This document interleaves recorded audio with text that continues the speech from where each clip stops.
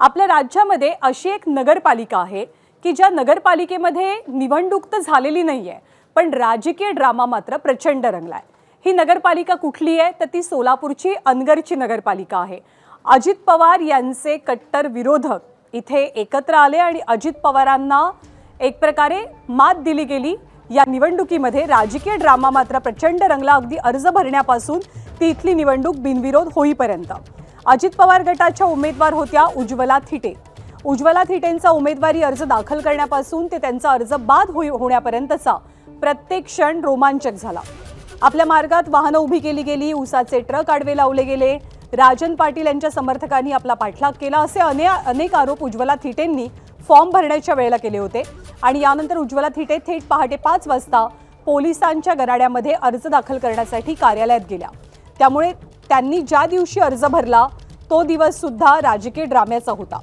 मात्र आता उज्ज्वला थिटे यांच्या अर्जावरती सूचकाची सही नाही असं कारण देत त्यांचा अर्ज बाद झाला।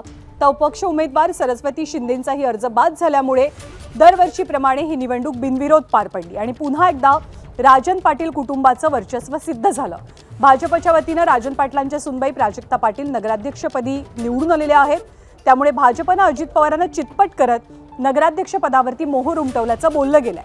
पण यामुळे दुखावल्या गेलेल्या आणि पेटून उठलेल्या राष्ट्रवादीनं सुद्धा कोर्टात जाण्याची भाषा केली आहे। त्यामुळे आरोप प्रत्यारोप, अश्रूंचा पूर, शक्ती प्रदर्शन, जल्लोष अशा सगळ्या भावनांचा एकत्रित कल्लोळ अनगरमध्ये पाहायला मिळाला।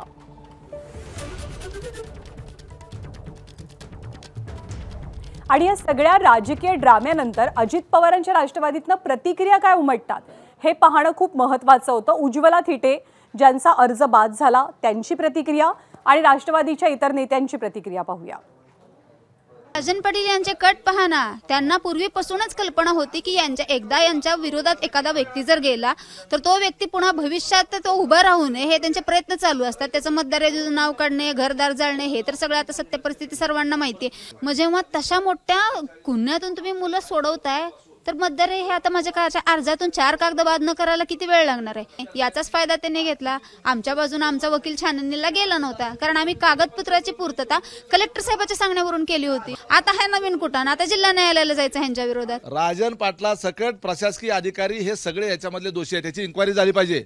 राज्याचे मुख्य निवडणूक आयुक्त यांनी याची दखल घेतली पाहिजे आणि हे फक्त निवडणूक बिनविरोध करण्याच्या करताचं हे षडयंत्र आहे आणि बिनविरोध करावी व्हावी म्हणून कुठल्याही तराला जाऊन तुम्ही अर्ज बाद करताय आणि पळपुटे आहेत। आता पेन लिहिलेलं सुद्धा खोडणारे रबर आलेले आहेत आणि ते 50 रुपयात मिळतात आणि ह्या रबराच्या साह्यानं त्यांनी त्यामध्ये सही गायब केलेली असावी असा त्याच्यामध्ये मला संशय आहे। सहीच नाही, अजूनही काही गोष्टी त्यांनी त्या ठिकाणी बदललेल्या आहेत असा आम्हाला संशय आहे।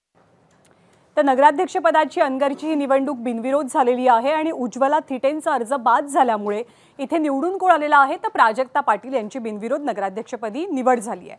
या प्राजक्ता पाटलांनी काय प्रतिक्रिया दिली, सोबतच त्यांचे पती अजिंक्य राणा पाटील यांची काय प्रतिक्रिया होती, या सगळ्या ड्राम्यानंतर आणि नगराध्यक्षपदाच्या निवडणुकीनंतर आपण पाहूया। सर्व गावकऱ्यांचे मनापासून खूप खूप आभार।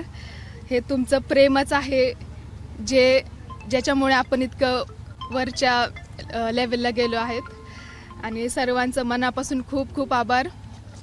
आज मी स्वर्गीय माझे आजी सासरे लोकनेते बाबूराव पाटील आणि माझे आजोबा कैलासवासी गणपतराव शेळके पाटील यांना स्मरून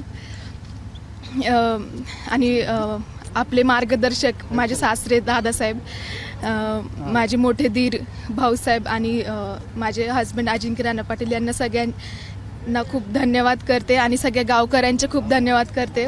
आता यंत्रणांचा वापर करायला आम्ही काय निवडणूक आयोग आहोत का काय आहोत? आम्ही एक जनता आहोत आणि त्यांनी सांगितलंय की आम्ही कोर्टात जाणार। निश्चिंत तुम्ही कोर्टात जावा, आमचा न्यायव्यवस्थेवर विश्वास आहे, त्याच्यामुळे तुम्ही तिथं जाऊ शकता, दाद मागू शकता, आमचा न्यायव्यवस्थेवर विश्वास आहे तिथं। अनगरच्या नगराध्यक्षपदी प्राजक्ता पाटील यांची बिनविरोध निवड झाली, त्यामुळे हा सगळा ड्रामा थांबला का तर अजिबातच नाही। इथून या मोठ्या ड्राम्याला इनफॅक्ट सुरुवात झाली। नेमकं काय घडलं तर प्राजक्ता पाटील जेव्हा बिनविरोध निवडून आल्या त्यानंतर माजी आमदार राजन पाटील यांचे चिरंजीव आणि प्राजक्ता पाटील यांचे दीर यांनी बाळासाहेब पाटील यांनी बाळराजे पाटील यांनी मात्र एक व्हिडिओ शेअर केला। त्यांचा व्हिडिओ व्हायरल झाला। त्या व्हिडिओमध्ये अजित पवार यांच्या विरोधात त्यांनी भाष्य केलेलं होतं, ज्यामुळे राष्ट्रवादी काँग्रेसचं पित्त चांगलंच खवळलं. अजित पवार सगळ्यांचा नाद करा पण अनगरकरांचा नाद नाही, या आशयाचा व्हिडिओ होता. पण या व्हिडिओनंतर अजित पवारांच्या राष्ट्रवादीनं राजन पाटील यांच्या घराण्याचा चांगला समाचार घेतला. हा सगळा वाद टोकाला गेल्यानंतर अखेर राजन पाटील आणि बाळराजे पाटील या दोघांना सुद्धा दिलगिरी व्यक्त करावी लागली आहे.